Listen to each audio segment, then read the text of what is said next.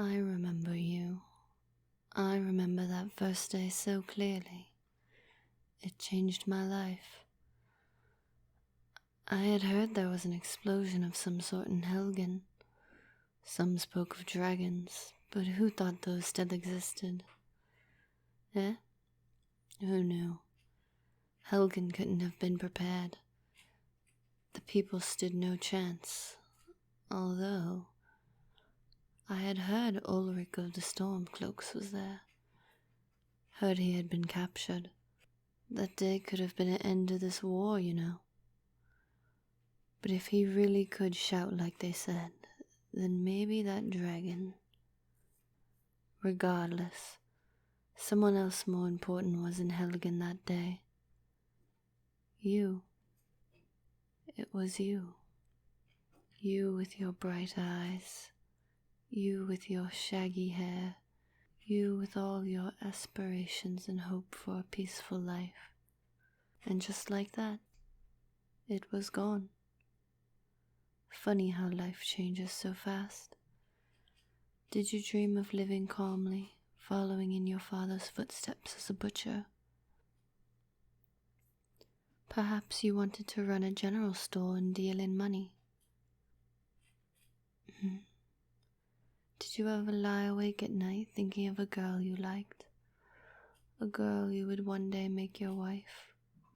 The simple life you would lead together? Did you imagine your nights with her as you lay there? I'm sure you did. It's only natural. Who knew you'd go through something so traumatic, to have it all swept out from under your feet? I can't imagine how that must have felt for you. I remember how you would toss in your sleep at night. You would mumble and jerk. My heart broke for you. I longed to slide into your bedroll with you and hold you tight, to make sure your dreams were sweet and full of warmth. Instead, I merely reached my hand over and touched your shoulder, just hard enough to stir you out of your nightmare. What a fool I was. I didn't think much of you when I found you. You were so pathetic looking, half naked, burned, moaning and bleeding into the grass. I thought you would die. Honestly, I thought about looting you and leaving you for the bear. I knew of the cave nearby. You would have been a tasty meal. I don't know why I saved you. You had no money, no gems, no weapons. Carrying you to Riverwood was exhausting. I kept expecting your slow breaths to end as I walked. I paused many times to lay you down and press my ear to your wounded chest just to hear the thump of your determined heart. You were so weak. You made it, though. You held on all the way to Riverwood. I remember smiling gently as I fed you a potion of healing. Your body responded so well to it. Your wounds improved every hour or so after drinking the red liquid life, but I knew your mind was tired. You never woke up. A day passed and still you slept quietly in bed. Occasionally a soft groan would pass your lips and I would comb back your hair softly as I watched over you. We are both forever in debt to that trader. What was his name? An imperial in an orange and brown tunic. Valerius. Lucan Valerius.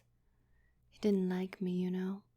His eyes shifted nervously in my presence, from me to you to his stuff. The man thought me a thief. I know he worried I would steal every precious item he had from his little shop. He looked at me as though I were dirt beneath his feet at all times. A lowly thief, a silly bandit. That's why I have no regrets borrowing what I did from him. You needed the clothes after all, not to mention we both needed food. It was foolhardy of me to think you'd wake up with eyes for me. I thought you would forget about me rooting through your pockets as you had lay dying in the grass, but you didn't. You knew I had tried to profit off your misfortune, but what can I say? I am who I am, and I didn't realize who you were at the time, that you would become someone I would care for. Instead, you eyed the Valeria's sister Camilla. The sweet, gentle words you used for her were met with her cold shoulder, and I couldn't help but smile. She wasn't even nice. Never once did she look at me or you without hatred and suspicion. At night she would slander us both to Lucan downstairs in the shop while you slept. She thought I didn't hear, but my senses are sharp. What did you see in her? A nice dress? A face without scars? Or did you overlook her jagged personality for the stable life she could promise? A life I could never have. Regardless, I knew Lucan's kindness, thanks to Camilla's persistent pestering, would nae come for free, no. After all, they had had a bit of a break-in. Whatever that golden claw he spoke of was, I knew two things. One, it was golden, and two, I wanted it. Bleak Falls Barrow. I had heard of it, but only in passing. However, the darkness that clouded your eyes when it was mentioned gave my mind pause. I was sure you were going to tell him no, but you surprised me. You nodded your head solemnly and swore to pay back Lucan's kindness and leave in the morning. I was impressed by your bravery. The edge your voice took made my heart flutter. I had never taken you for the heroic type. I knew we would need some armor. Luckily, there was a blacksmith nearby who just happened to close shop when the sun went down. Perfect for someone like me. I was so quiet as I measured your body, using my hands to roughly guess your size. My touch on your skin was as light as a feather, but I wanted more. As I delicately slid the covers off you to get a better view, I never realized the lean muscle that filled your body. Now that your wounds had healed, it was all so much clearer. I wanted to grab hold of your shoulders, to trace your abdomen, to kiss your chest. But I didn't. I had known you that long after all. I merely shook my head and chastised myself for being so crude. But I was in a dry spell after all. I found the perfect armor for your figure and one for myself. Just before the sun broke the horizon, I shook you from sleep. You awoke with such a start that I had to clamp my hand over your warm mouth. You didn't see my blush in the dim light, but I saw the shock in your eyes when I showed you the new armor.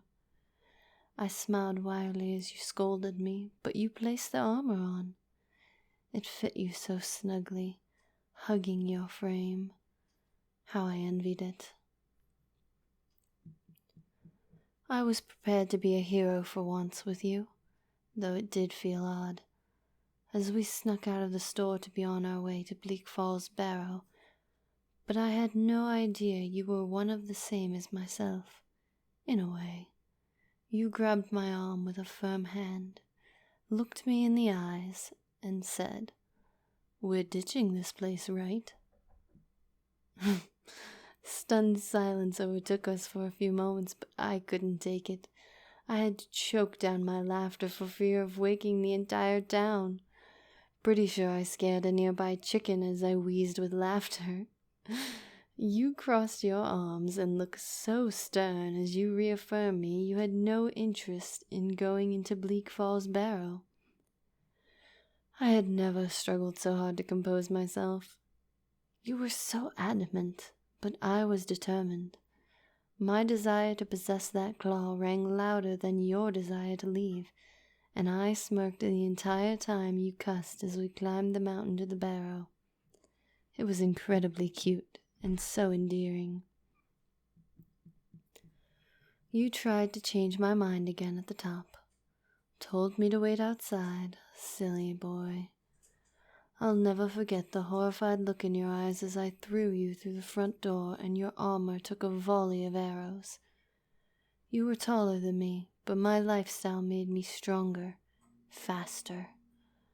I knew you'd survive a few arrows to the armor, but I'll admit, I winced as a bolt of lightning struck you down. You fell like a lump, and I knew this would be a one-versus-all fight. Bandits mean nothing to me, however, and I was soon kneeling at your side looking for signs of life. I may have rolled my eyes when you groaned and cursed at me, but believe me when I say I was relieved to hear it. I savored another chance to examine your body as you had me check for puncture wounds on your back from the arrows. None were there.